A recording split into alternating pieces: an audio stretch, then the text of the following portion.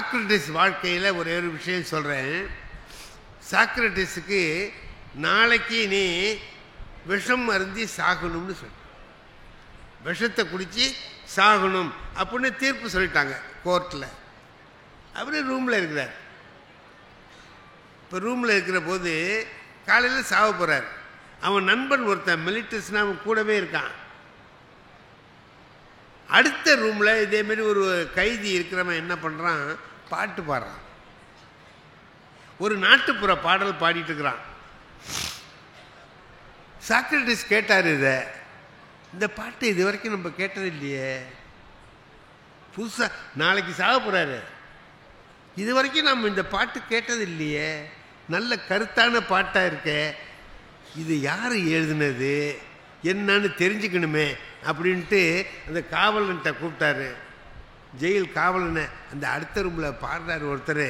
அவரை கொஞ்சம் எனக்கு அழைச்சிட்டு வர முடியுமான்னு அழைச்சிட்டு வரேன்யா அப்படின்னா போய் அவரை அழைச்சிட்டு வந்தான். அவர்கிட்ட கேட்குறார் சாக்ரட்டிஸ், இந்த பாட்டு யார் எழுதினதுப்பா, உனக்கு எப்படி தெரியும் இந்த பாட்டு அப்படின்னா. இது மாதிரி இன்னும் பாட்டு இருக்கான்னு கேட்குறேன். இது மாதிரி 15 பாட்டு எனக்கு தெரியுங்கன்னா எல்லாத்தையும் கொஞ்சம் சொல்லு அப்படின்னாரு.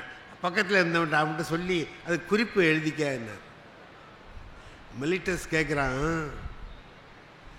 காலையில் நீ சாவ போறியேன்னு நான் வருத்தமாக்குறேன், ஒரு பாட்டை போய் எவன் எழுதுனா என்னான்னு விசாரிச்சுட்டு அவனுக்கு சாவுறதை பற்றி கவலை இல்லையா, பாட்டு எழுதினவனை பற்றி கேட்குறேன், இன்னும் என்ன பாட்டு இருக்குன்னு கேட்குறியே, ஏப்பா இப்படி இருக்கேன்னு கேட்குறான். சாக்ரட்டிஸ் சொல்கிறாரு, நாளைக்கு நான் சாகும்போது இந்த விஷயத்தையும் தெரிஞ்சுக்கிட்டு சாவோமே, இந்த விஷயம் தெரியாமல் செத்தேங்கிறத விட இதையும் தெரிந்து கொண்டு இருந்த சாக்ரட்டிஸ் செத்தான் அப்படிங்கிற பேர் வரணும்டா அப்படின்னா. திருவள்ளுவர் இதை சொல்கிறாருங்க. திருவள்ளுவர் இதே கருத்தை சொல்கிறார். இந்த பாரு, படி, சும்மா இருக்காத படி. எப்போ படிக்கலாம், 5 விளையாதது 50 விளையாது அப்படின்னு சொல்கிறாங்களே என்ன, ஏடா சும்மா எப்படின்னு சொல்ல, அப்படிலாம் கிடையாதுப்பா, சாகிற வரைக்கும் படிக்கலாம்னார். யாதானும் நாடாமால் ஊராமால் என் ஒருவன் சாந்துணையும் கல்லாதவார். ஒருத்தன் படிச்சுட்டான்னா அவனுக்கு என்ன கிடைக்குதுன்னா, புத்தக திருவிழா நடக்குதா, போ, நாம் இது வரைக்கும் பார்க்காத புத்தகங்கள் இருக்கும், வாங்கிட்டு வா, படி. படித்தா என்னடா ஆகும்னா, எப்போ படிக்கலாம்னா எப்பவும் படிக்கலாம், எப்பவும் படிக்கலாம். இன்ன நேரம்தான் படிக்கணும்னு இல்லை. திருவள்ளுவர் சொல்றார், சாகிற நேரம் வரைக்கும் படிக்கலாம். யாராவது படிச்சிருக்காங்களா அப்படி? அறிஞர் அண்ணா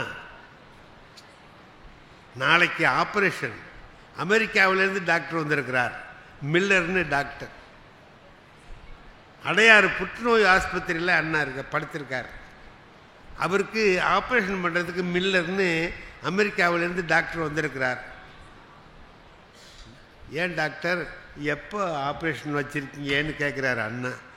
நாளைக்கு காலையில் செய்யலாம்னு இருக்கிறோம், வச்சுக்கலாம்ல அப்படிங்கிறார். ஒரு நாள் தள்ளி போடுங்களேங்கிறார் அண்ணா. ஒரு நாள் தள்ளி ஆப்ரேஷன் பண்ணக்கூடாதா அப்படின்னார். ஏன், என்ன விஷயம் அப்படின்னார். இல்லை, அமெரிக்காவுக்கு வந்தபோது ஒரு புத்தகம் வாங்கினேன், பாதி படித்தேன், இன்னும் பாதி படிக்காமல் அப்படியே இருக்குது, நாளைக்கு படித்து முடிச்சிடுறேன், நாளை மறுநாள் வச்சுக்கலாமே ஆப்ரேஷனுங்கிறார். அதுக்கு டாக்டர் சொல்கிறார், அதனால என்ன, ஆப்ரேஷன் பண்ணி சௌரியமானவன்னு படிச்சுங்களேங்கிறார். அண்ணா அவர்கிட்ட சொல்கிறார், நீங்கள் ஒரு நல்ல டாக்டருங்கிறார். நீங்கள் ஒரு நல்ல டாக்டர், எனக்கு தெரியும் நான் சாவ போகிறேங்கிறது, நான் பொழைச்சிக்குவேன்னு நீ சொல்கிற, அப்படி தான் டாக்டர் சொல்லணும். அதான் உயிர் போகிற நிமிஷம் வரைக்கும் நீ பொழைச்சிக்குவேன்னு சொல்லிக்கிட்டே இருக்கணும். அவன் பாட்டுக்கு போயிடுவான். அண்ணா சொல்கிறார், எனக்கு தெரியா நான் என்ன ஆவேன்னு, அந்த புத்தகத்தை படிச்சுட்டு சாகுறனே. அது என்ன புத்தகம்னு பிறகு எழுதியிருக்காங்க, பூச்சிகளை பற்றிய புத்தகம். பூச்சிகளை பற்றிய புத்தகம் அது, இன்செக்ட்ஸ். அந்த புத்தகம் அதை படித்து இப்போ என்ன ஆக போகுது அவருக்கு? அல்ல, படிச்சுட்டு போவோம், கடைசி வரைக்கும் அறிவை பெறுவோம் அப்படிங்கிற எண்ணம் இருந்தது பாருங்க. அதுதான் வாழ்க்கை. ஒன்னே ஒன்று சொல்றேன். திருவள்ளுவர் சொல்றார், நம்ம வாழ்க்கையை எப்படி வாழணும்னு சொல்றார். எனக்கு எல்லாரையும் விட திருவள்ளுவரை ரொம்ப பிடிக்கும். திருவள்ளுவர் சொல்றபடி நடக்கணும்னு நினைக்கிற வேணாம். ஏன்னா வாழ்க்கையில் ஒவ்வொரு சமயத்திலையும் எப்படி வாழலாம்ங்கிறதுக்கு வழிகாட்டியவர் திருவள்ளுவர். இது என்னுடைய கொள்கை. நான் பள்ளிக்கூடத்தில் வேலை பார்த்துக்கிட்டு இருந்த காலம் சைக்கிளில் போவேன். போய் அன்னைக்கு பள்ளிக்கூடத்துக்கு போகிறதுக்காக அப்படி திரும்புகிறேன். அங்கே ஒரு ஆள் நின்றுக்கிட்டு, ஐயா இங்கே வாங்க அண்ணா. போகிற போது சைக்கிளில் போகிற என்ன கூப்பிட்றான். நான் போய் இறங்கி ஏதோ கூப்பிட்றாரே என்னமோ தெரியல அப்படின்ட்டு போய் இறங்கி, என்னங்க ஐயான்னு, நீங்கள் இந்த சண்முக வடிவேல் தானே? ஆமாம் நான் தான். அப்போ இன்னும் கொஞ்சம் கிட்ட வாங்க. ஏதோ செய்தி சொல்ல போகிறாரு போல இருக்கு அப்படின்ட்டு கிட்ட போனேன். விட்டான் ஒரு அறைய புட்டேர்னு விட்டான். கண்ணில் பூச்சி பறக்குது. அப்படியே மின்மினி பூச்சி மாதிரி பறக்குது. அடிக்க ஒரே ஒரு அறை புலேர்னு விட்டான். எனக்கு என்னன்னே தெரியல. அவன் யாருன்னு எனக்கு தெரியாது, எதுக்கு கூப்பிட்டான்னு தெரியாது. நான் அவன்கிட்ட கேட்டேன், இப்போ ஏன்பா அடிச்சேன்னு கேட்டேன். இது கேட்கலாம்ல. அதுக்கு அவன் என்ன சொன்னான், ஏதாவது கேட்டினா இன்னொரு அறை விழுவுன்னா. போருப்பா ஒன்று போரும், ஒன்று போருண்டா ஐயான்ட்டு போயிட்டேன். பள்ளிக்கூடத்துக்கு போயிட்டேன். மனசு இதே தானே நினைக்கும். பாடம் நடத்த முடியுமா? இப்போ மனசில் என்ன நினைக்குது, அவன் ஏன் என்னை கூப்பிட்டான், ஏன் அடித்தான், எதுக்கு அடித்தான், சரி அடிச்சுட்டான், நம்ம என்ன செய்யலாம்னு. திருப்பி அடிக்கலாமா? என்னால் முடியாது. ஒரு ஆள் வச்சு அடிக்கலாமா? செலவாகும். போலீஸில் சொல்லலாமா? அதுக்கு இன்னும் கொஞ்சம் கூடுதலாக செலவாகும். எதுக்கு சார் சிரிக்கிறீங்க? வர செலவாக ஐயா, நான் சொல்கிறது தப்பாக எடுத்துக்காதீங்க. செலவு ஆகுங்கிறதுக்காக தான் சொன்னேனே தவிர உண்மையிலே செலவாயிடும், உண்மையிலே செலவு வந்துட போகுது அப்படின்ட்டு நான் நினச்சேன். திருவள்ளுவர் என்ன சொல்கிறார் அதை பார்ப்போமே அப்படின்ட்டு பார்த்தா அவர் சொல்கிறார், இன்னா செய்தாரை ஒருத்தல் அவர் நாண நன்னயம் செய்து விடல்னு சொல்கிறார். எனக்கு யாராவது கெடுதல் பண்ணான்னா அவனுக்கு கொடுக்குற தண்டனை, ஒருத்தல்னா தண்டனை, அவர் நாண, இன்னா செய்தாரை ஒருத்தல் தண்டித்தல், அவர் நாண அவர் வெட்கப்படும்படியாக நன்னயம் செய்து விடல்னார். ஒரு நல்ல காரியத்தை அவனுக்கு செய், திரும்ப நமக்கு கெடுதல் செஞ்சவனுக்கு திரும்ப ஒரு நல்லது செய் அப்படின்னு சொல்றார் திருவள்ளுவர். சரி, என்னைக்காச்சும் ஒரு நாளைக்கு அந்த ஆளை பார்த்தோம்னா ஒரு நல்லது செய்வோம். செஞ்சா திருவள்ளுவர் சொல்றார், அவர் நானேங்கிறார், வெக்கப்படுவாங்கிறார், தலை குனிஞ்சு நிற்பான். அடிச்சவனை திருப்பி அடித்தோம்னா அவன் மறுபடியும் அடிப்பான். இதான் வருமே தவிர போக. இதுன்னா திரும்ப நீ நன்மை செஞ்சின்னா தலை குனிவான், உன்னை பார்க்குற போதெல்லாம் தலை குனிவான். அப்போ ஒரு ஆயுள் தண்டனை கொடுத்த மாதிரி பெரிய தண்டனைடாது கொடுன்னு திருவள்ளுவர் சொல்கிறாரு. அதையே செய்யலாம். என்னைக்காச்சும் ஒரு நாளைக்கு அந்த ஆளை பார்த்தா செய்வோம் அப்படின்னு நினச்சிக்கிட்டு இருக்கேன்.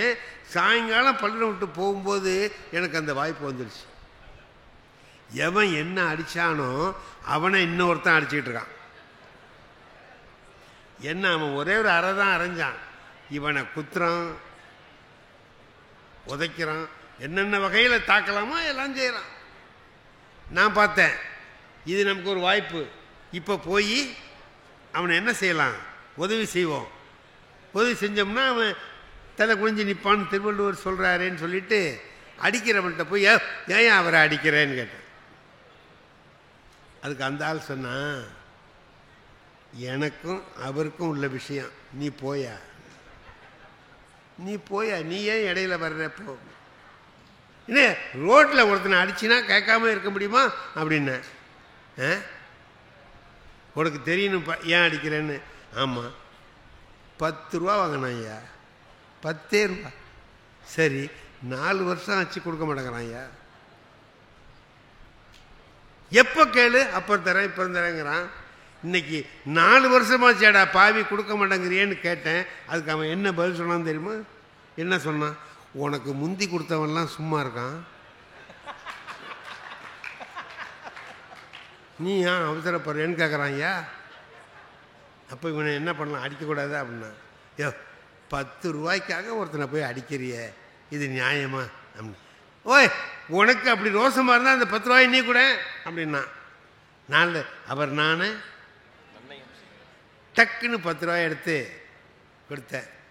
அவன் வாங்கிட்டு இப்போ தான் நீ மனுஷன்னு சொல்லிட்டு போயிட்டான். இப்போ இவனை என்ன சொல்கிறாரு திருவள்ளுவர்?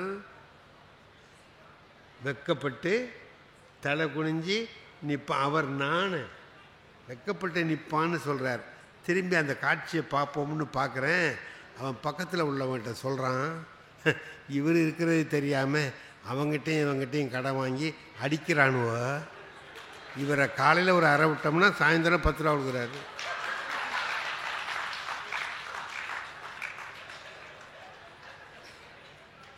நம்ம பணம் வேணும்னா இவரே வச்சுக்கலாம்.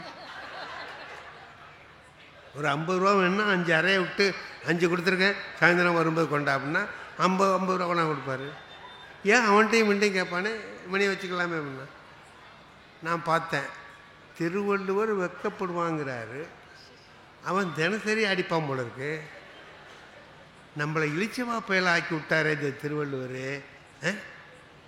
ஏன் இப்படி பண்ணேன் அப்படின்னு நினச்சிக்கிட்டு என்ன நான் இப்போ திருவள்ளுவர் நெறியில் போகலான்னு நினச்சதுனால தினம் உதவாங்க வேண்டியதாக இருக்கேன் அப்படின்னு நினச்சிட்டு வருத்தப்பட்டுட்டு வீட்டில் போய் உட்காந்தேன். திருக்குறளை எடுத்து மறுபடியும் பார்த்தேன். திருவள்ளுவர் அழகாக சொல்கிறார். இந்த குறள் பாடினதோடு அவர் நின்றும் இல்லை, இன்னொரு குறளில் சொல்கிறார், நன்று ஆற்றல் உள்ளும் தவறு உண்டு, அவர் அவர் பண்பறிந்து ஆற்றா கடை.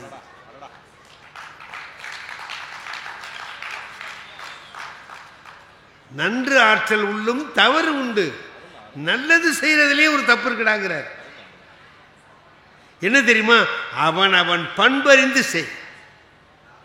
நீ அவனுக்கு செய்யறதுக்கு முந்தி, நன்மை செய்யறதுக்கு முந்தி யோசிச்சிருக்கணும். செய்தா அவன் ஆணுவானா? அதுக்குத்தானே நானேன்னு சொன்னாரு. அவன் அப்படிப்பட்டவனான்னு பார். அப்படி இருந்தால் அவனுக்கு இந்த தண்டனை முறை, இல்லைன்னா எந்த தண்டனை தரணுமோ அந்த தண்டனை தரணும். வாழ்க்கையில் இதையெல்லாம் பார்க்குற போது ஒன்று தெரிஞ்சுக்கிட்டு இதுதான் ஒன்று நினச்சிட்டு நம்ம போயிட முடியாது. சுற்றி எல்லாத்தையும் பார்க்கணும். நிலக்கடலை பயிர் பிடுங்கிறத பார்த்துருப்பீங்க. பொசுக்குன்னு பிடுங்கினா 2 கல்லில் தான் வரும். அப்படியே பிடுங்கினா சுற்றி கொத்தி விட்டு எல்லா வேரையும் எடுத்துட்டு, நான் அவங்க எடுக்கும்போது நான் பார்த்துருக்கேன், வந்தால் 100 கடலில் வரும். அவசரமாக பிடுங்கினா 1 கல்லில் தான் வரும். திருவள்ளுவரை படிக்கிறது எல்லாத்தையும் சுற்றி கொத்தி விட்டு படிக்கிறது மாதிரி எல்லாவற்றையும் புரிந்து கொண்டு வாழ்க்கை எப்படி இருக்கணுங்கிறத நாம் தீர்மானித்து கொள்ள வேண்டும். அதுதான் வாழ்க்கை. உதவி செய்கிறோம்லங்க, உதவி செய்கிறத பற்றி ஒரு திருக்குறள் இருக்கு பாருங்க, அருமையான திருக்குறள்.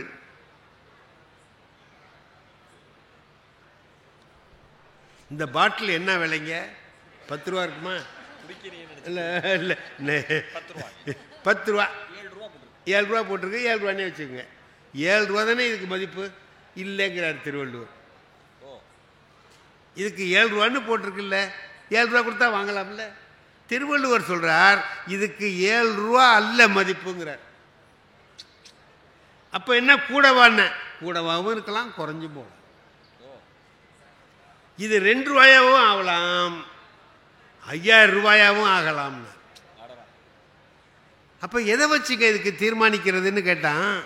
அதை வாங்கிக்கிறவனை பொறுத்து இருக்குன்னார் திருவள்ளுவர்.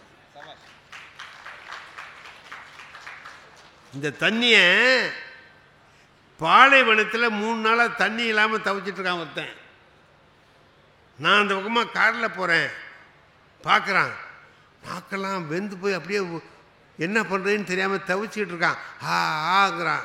இந்த தண்ணியை அவன்கிட்ட கொடுத்தா இதுக்கு 1 லட்ச ரூபா கொடுக்கலாங்க அம்மா. அப்போ இது 1 லட்சமா? வாங்கிக்கிட்டவனை பொறுத்து இதனுடைய மதிப்பு கூடும் அல்லது குறையும். இப்போதான் குடிச்சிட்டு வர்றாரு ஒருத்தர் தண்ணி, இதை நீ குடிச்சு தான் ஆகணும்னா வாங்கி தூக்கி போட்டு போயிடுவான். அதே தானே தண்ணி, தண்ணி அதே தான். ஆனால் வாங்கிக்கிறவனை பொறுத்து மதிப்பு மாறும். உதவி வரைத்தன்று உதவி, உதவி செய்யப்பட்டார் சால்வின் வரைத்து. திருவள்ளுவர் எவ்வளவு நுணுக்கமா எல்லாத்தையும் ஆராய்ந்து சொல்லுகிறாருன்னு யோசனை பண்ணி பார்த்தீங்கன்னா ஆச்சரியமா இருக்கும். உதவி வரைத்தன்று உதவி, உதவி செய்யப்பட்டார் சால்வின் வரைத்து. நான் திருவாரூரில் இருக்கிற போது நான் முதல்ல ஒரு வீட்டில் இருந்தேன். அந்த வீட்டில் கடைசியில் ஒரு செட்டியார் இருந்தார், பெரிய பணக்காரர். அவர் என்ன செய்வார் தெரியுமா? தீபாவளி அன்னைக்கு வர்றவங்களெல்லாம் இந்த ஏதாவது வாங்கிறதுக்கு வர்றாங்கல்ல, பிச்சை கேட்டு வருவாங்க. நம்ம வீட்டுக்கு வந்தால் நம்ம என்ன செய்வோம்? ஒரு 2 வடையை எடுத்து போடுவோம், இல்லை ஒரு 2 இட்லி எடுத்து கொடுத்து சாப்பிட்டு போகணும்னா. சில பேர் எல்லாம் சேர்த்து கொடுத்தாலும் கொடுப்பாங்க, அது பெரிய மனசு உள்ளவன் கொடுப்பான். அந்த செட்டியார் என்ன பண்ணுவார், அப்படி வர்றவங்க எல்லாரையும் உள்ளே அழைச்சிட்டு போவார். வீட்டுக்குள்ளே அழைச்சிக்கிட்டு போய் பந்தி பாய் போட்டு அதில் அவரை உட்கார வச்சு தலைவாழை இலையை விரித்து போட்டு அவருடைய மனைவி இருக்காங்களே அவங்களே விட்டு பரிமாற சொல்லுவார். அந்த அம்மா பரிமாறும். வடை பாயசம், அந்த வீட்டில் அன்னைக்கு என்னென்ன பலகாரம் செஞ்சாங்களோ அவ்வளவும் வச்சு அவருக்கு சாப்பாடு போடுவோம். தண்ணி வேணும்னா தண்ணி கொண்டு வந்து அந்த அம்மா கொடுப்பாங்க. அதுக்கு பிறகு சாப்பிட்டதுக்கு அப்புறம் ஒரு 4 முழ வேட்டி, ஒரு துண்டு கொடுப்பார். வெத்தலை பாக்க வச்சு கடைசியில் 5 ரூபா பணம் கொடுப்பார். இது ஒவ்வொருத்தருக்கும் அவர் செய்வார். அவர் என்ன செய்கிறாருங்கிறது எனக்கு தெரியும். இன்னைக்கு இந்த குரலை பற்றி தெரிஞ்சுக்குவோம் அப்படின்னு நினச்சி வாசலில் நின்ன தீபாவளி அன்னைக்கு ஒருத்தர் வந்தார். அவர் வீட்டுக்கு போயிட்டு வந்தார். ஐயா எங்கே போயிட்டு வர்றீங்கன்னு கேட்டேன். செட்டியார் வீட்டுக்கு போயிட்டு வர்றேன். என்ன என்ன அங்கே என்ன நடந்துச்சு? என்ன நடந்து சார், எது நடந்துச்சு? சாப்பா போட்டார். அழைச்சிட்டு போய் உட்கார வச்சு இலையெல்லாம் போட்டு, வீட்டில் எவ்வளோ வேலைக்காரங்கிறாங்க, அந்த ஆள் கஞ்ச பொண்டாட்டியை விட்டு பரிமாற சொன்னான் சார். அப்புறம் என்ன பண்ண, அப்புறம் வேட்டி கொடுத்தாரு பாருங்க, 4 முழ வேட்டி. 8 முழை கொடுக்கக்கூடாது, 4 முழ வேட்டி கொடுத்தா. ஒரு துண்டு கொடுத்துருக்காரு சார். இங்கே பொத்துனா இங்கே திறக்குது, இங்கே திறந்தாங்க. வேறு எதுவும் பணங்கன்னு கொடுத்தாரா? கொடுத்தான் சார் 5 ரூபா. இந்த காலத்தில் 5 ரூபாய் பிச்சைக்கார பைய சார். யார கொடுத்தவரை வாங்கினவன் சொல்கிறான் பிச்சைக்கார பையன்னா. நான் எடுத்து நோட்டில் எழுதினேன், தலைவாழை இலையில் விருந்து மனைவியே பரிமாறுகிறார், 4 முழ வேட்டி துண்டு ப்ளஸ் 5 ரூபாய் இஸ் ஈக்குவல் டு பிச்சைக்கார பயல். இன்னொரு ஆள் வந்தார். அவர்கிட்ட கேட்டார், எங்கே போய்ட்டு செட்டார்ட்டு என்ன பரவாயில்ல சார். உள்ளே அழைச்சிட்டு போய் சாப்பாடு போட்டார். எல்லோரும் வெளில கொண்டாந்து போட்டு அனுப்புவாங்க. அவர் உள்ளே அழைச்சிட்டு போய் செஞ்சார். அந்த அம்மா பரிமாறினாங்க. ஒரு வேட்டி கொடுத்தார் சார். அந்த காலத்தில் 4 முழ வேட்டி என்ன 8 முழம் கொடுக்கலாம், இதை கொடுத்தார். அப்புறம் ஒரு 5 ரூபா கொடுத்தார் சார். 5 ரூபா பெரிய 5 ரூபாயா? பரவாயில்ல சார் அப்படின்னார். நான் அதை எழுதினேன். தலைவாழை இலையில் விருந்து மனைவி பரிமாறினார், 7 முழ வேட்டி துண்டு 5 ரூபாய் ஈக்குவல் டு பரவாயில்லை. 3வது ஆள் ஒருத்தன் வந்தான். எங்கே போய்ட்டு வரீங்க? என்ன ஐயா என்னன்னு சார், இந்த காலத்தில் இப்படி ஒரு மனுஷன் இருக்கிறது கஷ்டம் சார். எல்லாரும் வெளில கொண்டு வந்து தூக்கி போட்டு போன்னு சொல்லுவாங்க. அவர் வீட்டுக்குள்ளே அழைச்சிட்டு போய் உட்கார வச்சு அந்த அம்மா மகாலட்சுமி மாதிரி இருக்காங்க சார். அந்த அம்மாவே பரிமாறினாங்க சார். எங்களுக்கு வேட்டி கொடுத்துருக்காரு சார். இந்த குளிர் நேரத்துக்கு கதண்டு மாதிரி இருக்குது சார், போத்திக்கலாம். துண்டு சார், அழகாக இருக்கு. அதோடு மட்டும் இல்லை சார், 5 ரூபா பணம் கொடுத்தாரு சார். எனக்கு 5000 ரூபா மாதிரி சார். புண்ணியமா ரொம்ப நாளைக்கு நல்லா இருக்கணும்னு.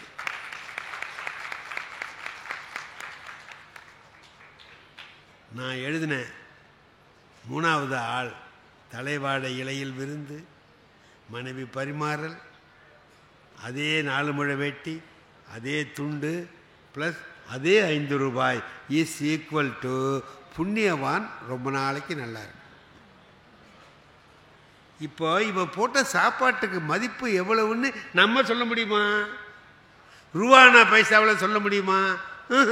வாங்கிக்கிறவன் என்ன நினைக்கிறான் அப்படிங்கிறத பொறுத்து நம்முடைய உதவியின் மதிப்பு கூடும் அல்லது குறையும். அப்போ நாம் என்னடா செய்யணும்னு கேட்டான், யாருக்கு கொடுத்தா ரொம்ப உதவியாக இருக்குமோ அவங்கள தேடி பார்த்து கொடுக்கணும். புளிச்ச ஏப்பக்காரனுக்கு உதவி செய்யக்கூடாது. பாடுபடுறவன்கிட்ட கொடுத்தீங்கன்னா அவன் உன்னை பாராட்டுவான், உன்னுடைய உதவியினுடைய மதிப்பு கூடும், நீ கொடுத்த பொருளுடைய மதிப்பு கூடும். அவன் சொல்கிறான் 5000 ரூபாய்க்கு சமம்ங்கிறான், 5 ரூபாய புண்ணியம் வாங்குறான், அவன் பிச்சைக்கார பையங்கிறான், அவன் பரவாயில்லைங்கிறான். திருவள்ளுவர் எல்லாவற்றையும் எண்ணி பார்த்து சொல்றார். உதவி வரைத்தன்று உதவி, உதவி செய்யப்பட்டார் சால்வின் வரைத்துனார். அப்படி நாம் படிக்கிற பொழுது கூட இதே திருக்குறளை நான் 2வது 3வது படிக்கிற போது படிச்சிருக்கிறேன், 5வதுல படிச்சிருக்கிறேன், 10வதுல படிச்சிருக்கிறேன், புலவர் படிக்கிற போது படிச்சிருக்கேன், இன்னைக்கு படிக்கிறேன். இன்னைக்கு படிக்கிற போது எனக்கு அதனுடைய பொருள் அதிகமாக தெரியுது. என்ன காரணம்னா என்னுடைய அனுபவத்தோட சரி.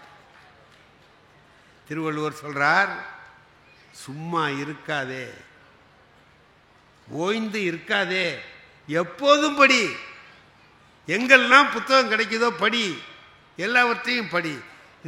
கிராமத்தில் நடக்கிறத பார்த்தீங்கன்னா ஆச்சரியமாக இருக்கும். இதை நான் சொல்லி நிறைவு செஞ்சிடறேன். உங்களுக்கு உங்கள் பேச்சை நிறையா கேட்கணும்.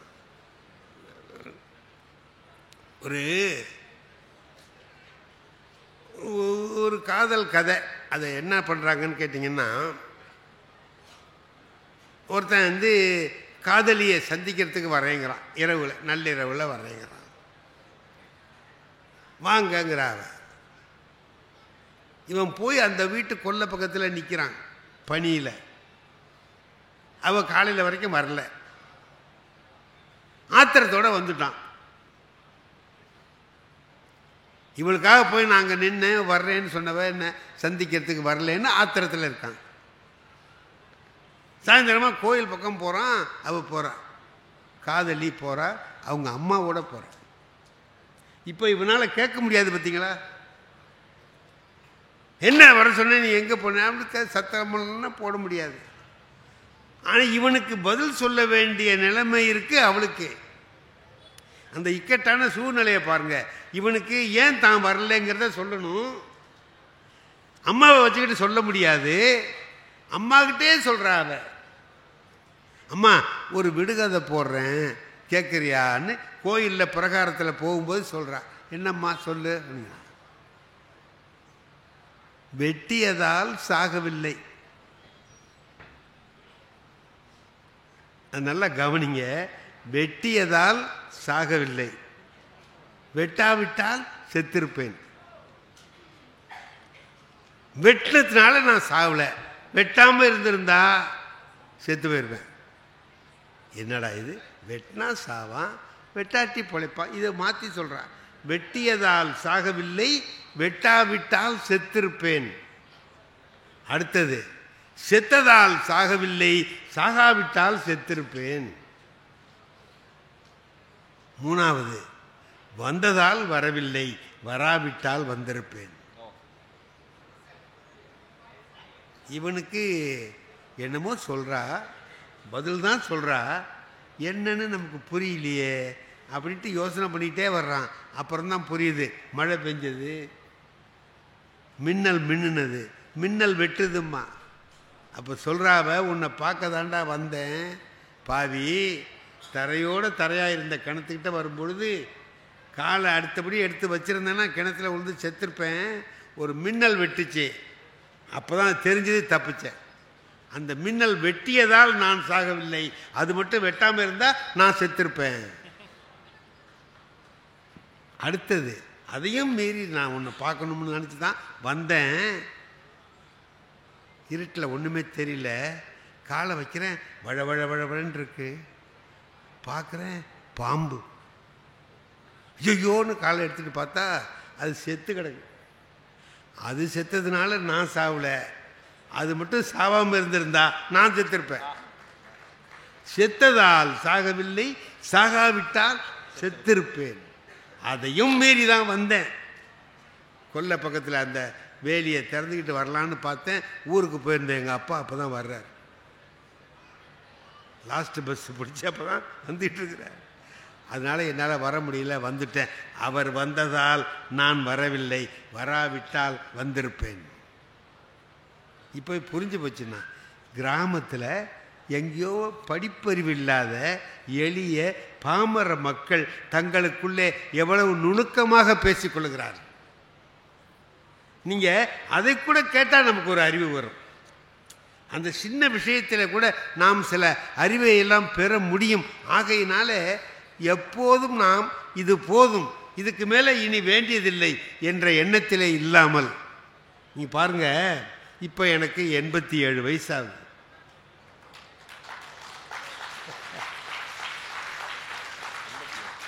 எண்பத்தி வயசாகுது. நான் பாட்டுக்கு வீட்டில் இருக்கலாம்ல. இப்போ நீங்கள் கேட்பீங்க, எங்கேருந்து அலையிறேன்னு கேட்பீங்க. இல்லைங்க, வீட்டில் இருந்திருந்தா வெளியில் ஓய்ஞ்சி உட்காந்துருந்தேன்னா என்ன ஆயிருக்கும்னா முன்னாடியே போயிருப்பேன். நான் போகாமல் இருக்கிறதற்கு காரணமே ஓய்ந்து இருக்காமல் இருந்தது தான்.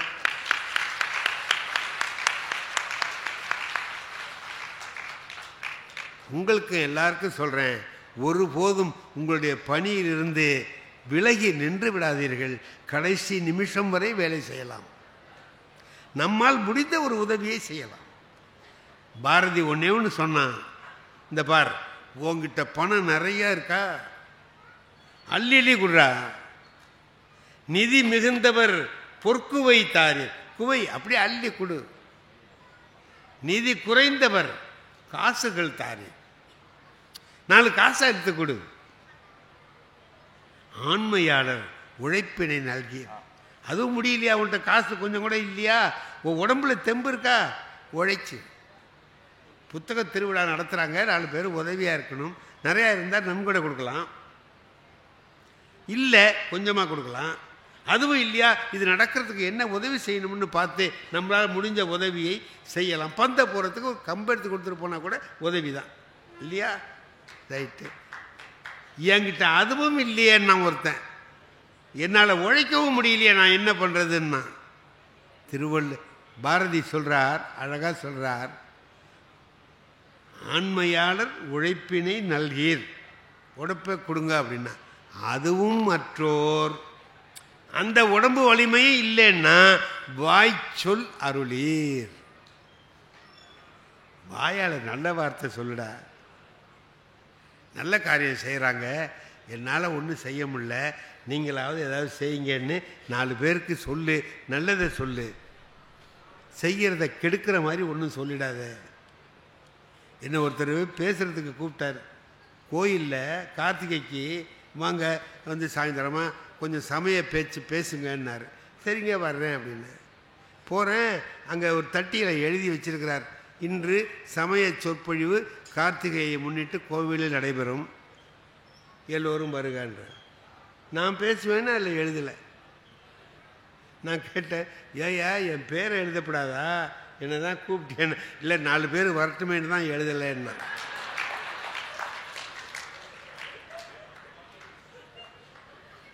நாலு பேர் வரட்டுமேன்னு எழுதலை. அப்போ என் பேரை எழுதுனா அந்த 4 பேரும் வரமாட்டான். அவன் நினைக்கல, சொல்ல தெரியாமல் சொல்கிறான் இல்லை. அதான் பாரதி என்ன சொல்கிறான், வாய்ச்சொல் அருளீர்றான். மற்றதுக்கெல்லாம் குடு வா போன்னு சொன்னவன் இதுக்கு மட்டும் அருளீர்னு ஏன் சொல்கிறாருன்னா, தெய்வத்துக்கு சொல்ல வேண்டிய வார்த்தையை அந்த இடத்துல பயன்படுத்துகிறார்.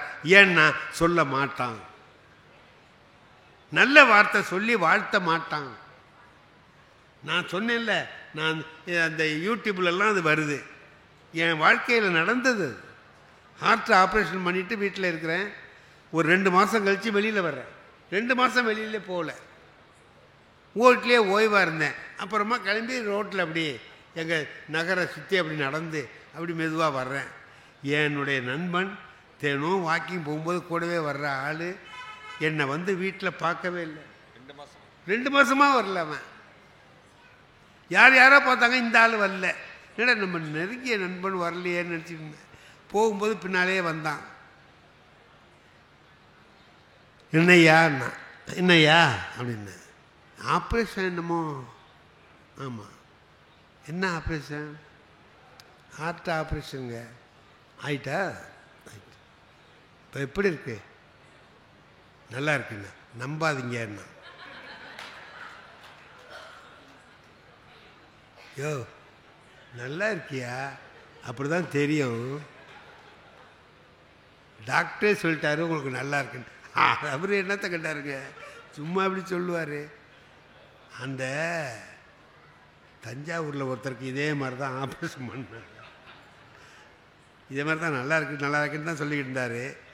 இப்போ அவர் இல்லை அப்படின்னு. இப்போ இது ஈவன் வரலையேன்னு வருத்தமாக இருந்தேன். நல்ல வேளை வராமல் இருந்தான். இவன் வீட்டுக்கு வந்திருந்தான்னா அப்போவே நம்மளை அனுப்பியிருப்பான். பரலோக பிராப்தி அடையிற அப்படின்னு சொல்லி அனுப்பியிருப்பான் அப்படின்ட்டு. அப்புறம் சொன்னான். ஆனால் கடைசியில் ஒன்று சொன்னான். இந்த பாருங்க, நான் சொல்கிறேன்னு கேளுங்க. உப்பை குறைச்சிங்க. மோர் சோத்தில் உப்பு போட்டுக்காதீங்க. சரி, சீனி போடாமல் இன்னமும் சர்க்கரை டீ காப்பி குடிங்க. இதெல்லாம் டாக்டர் சொன்னதே சொல்கிறான். அவன் நல்ல வார்த்தையமாக சொன்னான்.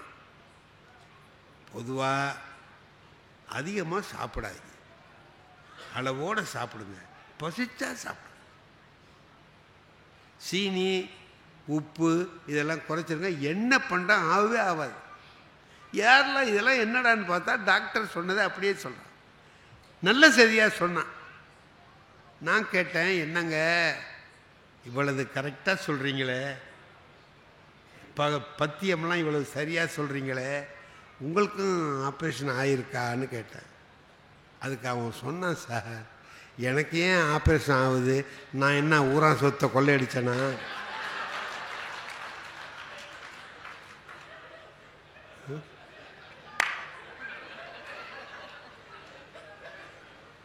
வாங்கின கடனை இல்லைன்னு சொன்னேன்னா இன்னும் 2-3 சொன்னால் நம்ம சொல்ல முடியாதுங்க. அதெல்லாம் நீ செஞ்சிருந்தா ஆப்ரேஷன் ஆகுங்கிறான். இப்போ எனக்கு ஆப்ரேஷன் ஆகிருக்கு. அப்போ என்ன அர்த்தம்? இதை பூரா நான் செஞ்சுருக்கேன்னு அர்த்தம். ஏன்டா இப்படி பேசுகிறாங்க? பேசியே சில பேர் கொலை பண்ணுவான். பேஷண்ட்டை பார்க்க போனால் அங்கே போய் நீ சௌகரியமாயிடுவே, நல்லா இருப்பேன் அப்படி ஒரு ஆறுதலான வார்த்தை தானே சொல்லணும். சொல்ல மாட்டான். ஏன் படுத்திருக்கேம்மா? எங்கள் ஊரில் ஒருத்தன் இருக்கான். அவன் போகாமல் இருந்தான்னா பேஷண்ட்டுக்கு நல்லது. ஏன் இங்கே வந்து அவன் அங்கே போய் படுத்தா இருக்கான், உடம்பு சரியில்லாமல் எடுத்திருக்கான். அப்படியே இல்லை நஞ்சு, அப்புறம் வலி, பேச முடியாமல் பேசுகிறான். எத்தனை நாளாக இருக்கு? 4 நாளாவா? கும்பகோணத்தில் ஒருத்தருக்கு இதே மாதிரி தான் பெட்டில் படுத்திருந்தார். 1 வாரம். இப்போ இவனுக்கு 4 நாள் ஆயிருக்கு. இன்னும் 3 நாள் பாக்கிங்கிறான். இவன் எதுக்கு போனான்? பாரதியார் சொல்கிறார், வாய் சொல் அருளீர், நல்ல வார்த்தை சொல்லுடா அப்படின்னு. ஆகையினாலே நாம் சாகிற வரை படிக்கலாம், சாகிற வரை உழைக்கலாம், சும்மா இருப்பது மட்டும் தகாது என்பதை சொல்லி அருமையான வாய்ப்புக்கு நன்றி தெரிவித்து விடைபெறுகிறேன். நன்றி, வணக்கம். அன்னைக்கெல்லாம் எங்கள் பாட்டி ஒன்று சொல்லுவா, என் நல்ல கணவன் வரணும்னா எங்கள் அப்பத்தா கிளவி சொல்லிகிட்டே இருப்பா, வெள்ளிக்கிழமை துர்க்கையம்மன் கோயிலுக்கு போ, எலும்பச்சம்பழத்தை அரு, புழிஞ்சு நெய் போட்டு தீபம் போடு, நல்ல கணவன் வரும். யாரு? எங்கள் அப்பத்தா கிளவி. அதோடு விடமாட்டா. வெள்ளிக்கிழமை விரட்டுவா. ஓடுறி போய் துர்க்கையம்மனுக்கு போடுறி விளக்கு. ஓடி போய் எலும்புச்சம்பழத்தை அறுத்து நெய் தீபம் போட்டு ராகு காலத்தில் போட சொன்னா. ராகு காலத்திலேயே போட்டேன். ஒரு நாள் சொல்கிறாங்க, பொண்ணு பார்க்க வர்றேன்னு சொல்கிறாங்க. சொல்லும்போது மனசுக்குள்ள ஒரு பயம் இருந்தாலும் ஒரு ஆசை. அந்த ஆணழகன், அந்த பேரழகன், அந்த பௌர்ணமி நிலா எப்படி இருக்கு ஏன்னா எல்லாருக்கும் ஒரு ஏக்கம் இருக்கும் இல்லை? கோபிநாத் சொன்ன மாதிரி எனக்கும் அந்த ஏக்கம். உடனே அந்த கூட்டமாக வர்றாங்க. பட்டாளமாக வந்ததில் எது மாப்பிள்ளைன்னு தெரியல. எங்கள் அப்பத்தா டப்பத்தா இதில் எது என் மாப்பிள்ளை? எங்கள் அப்பத்தா காமிச்சது அங்கே வேற ஒன்று பப்பரக்கான்னு உட்கார்ந்து இருக்குது வேறு, அதுதான் உன் மாப்பிள்ளை. நிமிந்து பார்க்க முடியல. ஏன்? அச்ச மடம் நாணம் பயர்ப்பு.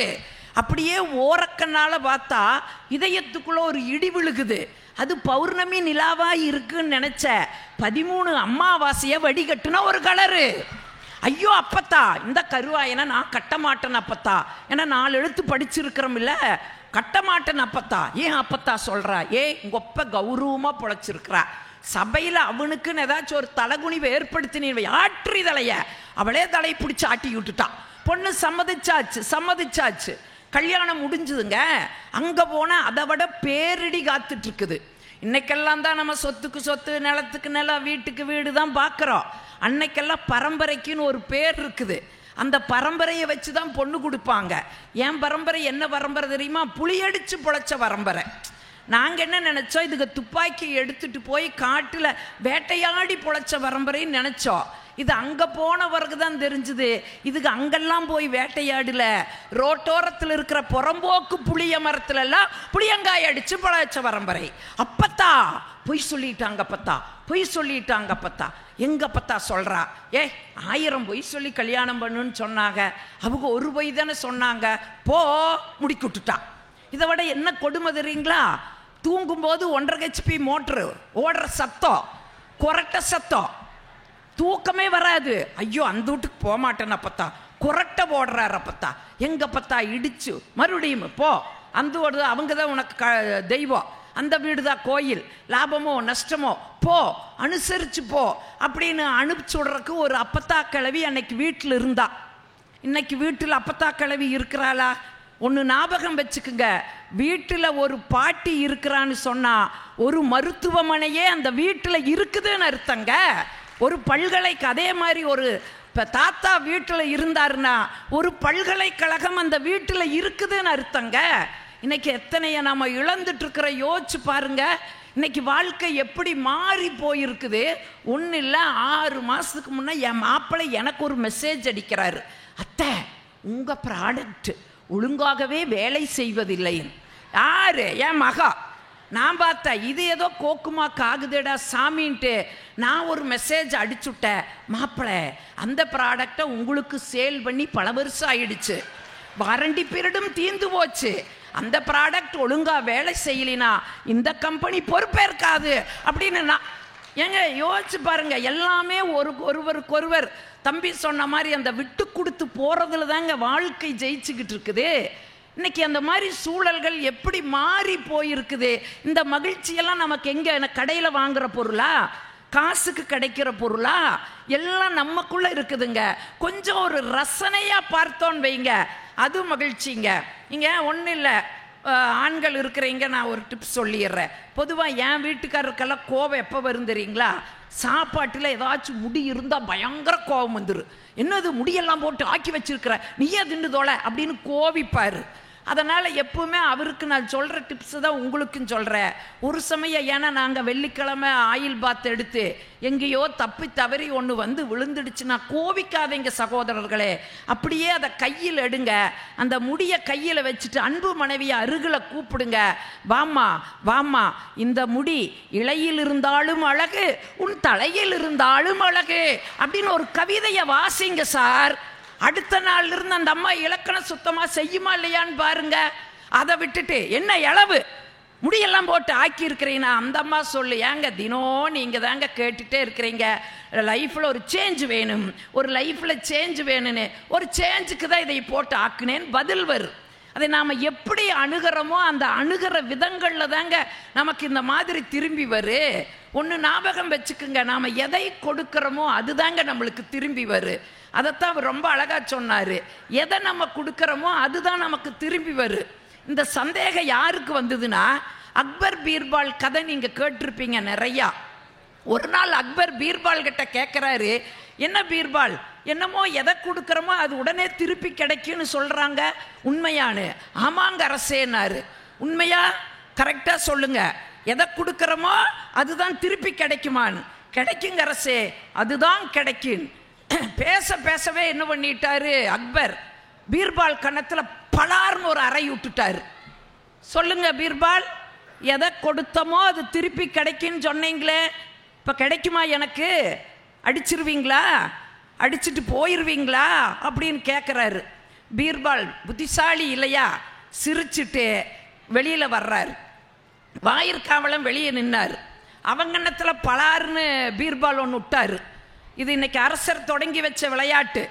யாரை முதல் பார்க்குறோமோ அவங்கள ஒரு அறை விடணும்னு சொல்லி யார் அரசர் தொடங்கி இருக்கிறாரு. நீ யாரை பார்க்குறையோ அவங்கள ஒரு அறை விடுனாரு. இப்படியே அன்னைக்கு முழுக்க போயிட்டே இருந்தது. அக்பர் அத்தனை அரசு அலுவலக பணியும் முடிச்சுட்டு அந்த புறத்துக்கு வந்தார். அப்படி வரும் பொழுது அரசியார் மகாராணியார் ஓடி வந்து அக்பர் கணத்தில் பலார்னு ஒன்று விட்டார். கதிகலங்கி நின்னார். என்னம்மான்னு கேட்டார். அப்பா மகாராணி சொன்னாங்க, இன்னைக்கு யாரோ நம்ம அரண்மனையில் இந்த விளையாட்டை தொடங்கி வச்சிருக்கிறாங்களாமாங்க. இப்போதாங்க தலைமை வேலைக்காரி வந்து என் கன்னத்தில் ஒரு அறை விட்டுட்டு போனா, உங்களை பார்த்த உங்கள் கன்னத்தில் ஒரு அறை விட்டுட்டேன்னா. அப்போ எதை நம்ம கொடுக்குறோமோ அதுதாங்க நமக்கு திரும்பி வரும். அப்போ அதை நம்ம எப்படி சாமர்த்தியமாக அதை சமாளிக்கிறது அப்படிங்கிற இந்த சிந்தனை இருந்ததுன்னா வெற்றிங்க. நான் வந்து ஒரு நிகழ்வுக்கு பெரும்பாலும் என் கணவர் கூட வரமாட்டார். ஏன் வரமாட்டாருன்னா, ஒரே ஒரு நிகழ்வுக்கு தான் அவரை தப்பி தவறி கூப்பிட்டு வந்தேன். இந்த அமைப்பாளர்கள் எல்லாம் பார்த்துட்டு என்ன பண்ணாங்க, ஐயா அக்கா மாமனை கூப்பிட்டு வந்திருக்குதுன்னு கொண்டு வந்து முன்னாடி உட்கார வச்சுட்டாங்க. சரி நம்ம மனுஷன் வந்திருக்கிறாரு, 4 நல்ல செய்திகளை பேசி அவர் அப்படியே உள்ளம் கவரணும்னு நான் திருக்குறள் எல்லாம் எடுத்து பேசுகிறேன். பெண்ணின் பெருந்தக்க யாவுல கற்பனும் திண்மை உண்டாக பெறின் சொல்லிட்டு கம்முன்னு இருக்க வேண்டியதானே. அதுக்கு விளக்கம் வேற கொடுக்குற. ஏன்னா 7:30 எனக்கு நாக்கில் வந்து நிற்கிது. அதுக்கு விளக்கம் கொடுக்குற. வாழ்ந்தால் எப்படி வாழ வேண்டும் தெரியுமா? வள்ளுவன் வாசுகி போல வாழணும். எப்படி வாழ்ந்தார்கள் தெரியுமா? ஒரு நாள் வாசுகி கிணற்றிலே தண்ணி இறைச்சிட்டு இருந்தாங்க. வெளியில் போன வள்ளுவர் உள்ள வந்து வாசுகின்னு குரல் கொடுத்தாரு. இந்த அம்மா சேந்தர கைத்தையும் குடத்தையும் விட்டுட்டு ஓடி வந்து என்னங்க அப்படின்னு கேட்டாங்க. என்னம்மா செய்யறேன்னு கேட்டாரு. தண்ணி இறைச்சிட்டு இருக்கிறங்கன்னு சொல்லுச்சு. குடிக்க கொஞ்சம் தண்ணி குடுமான்னு கேட்டாரு. தண்ணியை மோந்து கொடுத்துட்டு திரும்பி வந்து பார்த்தா எந்த இடத்துல குடத்தையும் கைத்தையும் விட்டுட்டு போனாங்களோ அதே இடத்துல அப்படியே நின்றது. வாழ்ந்தால் இப்படி கற்புடையவர்களா வாழணும்னு பேசிட்டேன். எங்காலும் முன்னாடி உட்கார்ந்துட்டு ஹார்ட் டிஸ்கில் பதிவு பண்ணுற மாதிரி பண்ணியிருக்கிறாரு. எனக்கு அது தெரியாது. ஏன்னா எங்கள் வீட்டில் கிணறு இருக்குது, எங்கள் வீட்டில் கயிறு கொடை எல்லாம் இருக்குது.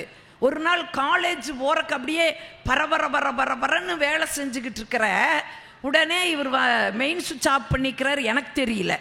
அடாடா மோட்ரு ஓடாம விட்டுட்டுமே, வயசான மாமியா இருக்கிறாங்களே அப்படின்னு சரி 10 குடம் தண்ணியை சேர்ந்துலான்னு போய் சேர்ந்துற சாந்தி அப்படின்னு ஒரு குரல் கேட்குது. சாந்தினால அங்கே ஏதோ வில்லங்கம் இருக்குதுன்னு அர்த்தம். எதுக்கு வம்பு? குடத்தையும் கைத்தையும் அப்படியே விட்டுட்டு ஓடி வந்து என்னங்கன்னு கேட்டேன். என்ன செய்யறேன்னு கேட்டாரு. தண்ணி சேர்ந்திட்டு இருக்கிறங்கன்னு சொன்னேன்.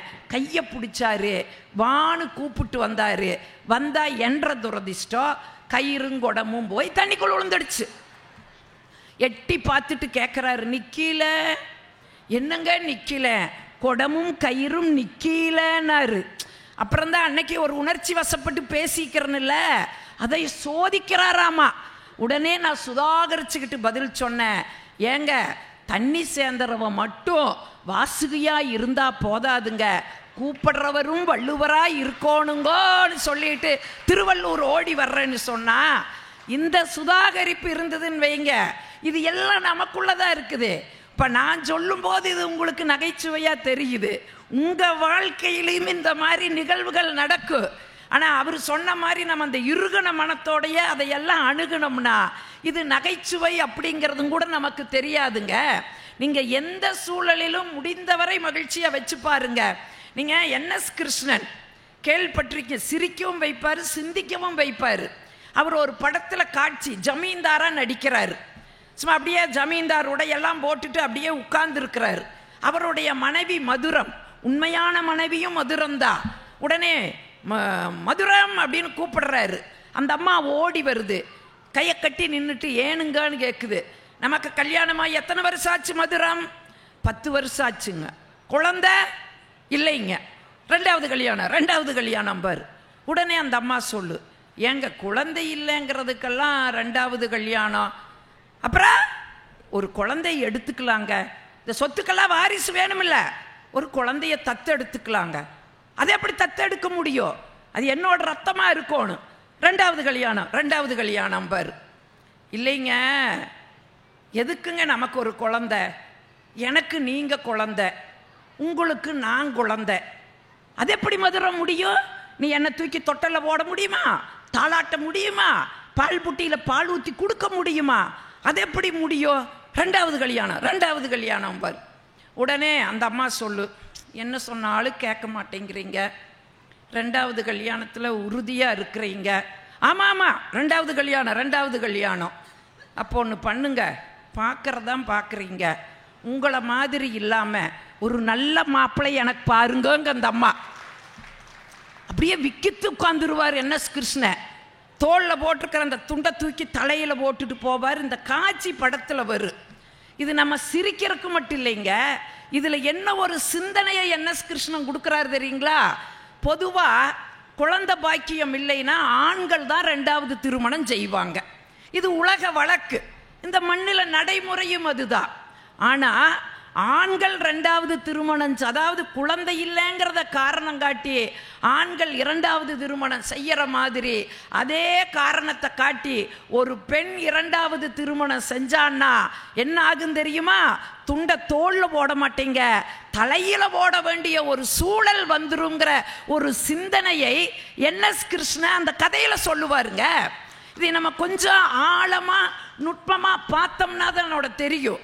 அப்போ எந்த சூழலிலுமே நம்ம முடிந்தவரை மகிழ்ச்சியாக இருக்க. நீங்கள் எம்ஆர் ராதா விடங்களாங்க. எம்ஆர் ராதாவை பார்க்குறக்கே நமக்கு கொஞ்சம் கொடூரமாக தான் தெரியும். அவர் பேசுகிறது எல்லாமே நமக்கு கொஞ்சம் பயமாக தான் தெரியும். அவர் நமக்கு எல்லாமே தெரியும். எம்ஜிஆரை சுட்டுட்டாரு, தன்னையும் சுட்டுட்டாரு. 2 பேத்தையும் கொண்டு ஒரே ஆஸ்பத்திரியில் தான் படுக்க வச்சுருந்தாங்க. ஒரு நண்பர் ஒருத்தர் எம்ஜிஆரை பார்க்குறக்கு வந்தார். தப்பி தவறி எம்ஆர் ராதா ரூம்புக்குள்ளே வந்துட்டார். அண்ணே மன்னிச்சிருங்கண்ணே, ஆனால் அவர் கோபம் வந்துருமே. அண்ணே மன்னிச்சிருங்கண்ணே, ராமச்சந்திரனை பார்க்க வந்தனே, தவறி உங்ககிட்ட வந்திருக்கேன். சரி வந்ததே வந்தையலடன்ற கேள்விக்கு பதில் சொல்லி போட நில்றான் நிற்க வச்சுட்டாரு. அவன் பயந்துட்டு நிற்கிறா.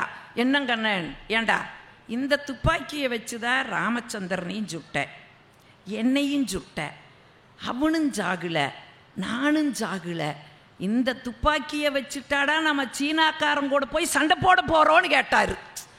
இங்கே யோசிச்சு பாருங்க, எத்தாம் பெரிய ஒரு ஆழமான செய்தி. அவர் இருக்கிற சூழல் என்ன, அந்த நேரத்திலையும் கூட அவருக்கு அந்த நகைச்சுவைக்கு பஞ்சம் இல்லைன்னு சொன்னா இது அத்தனையும் நம்ம கிட்ட இருக்குங்க.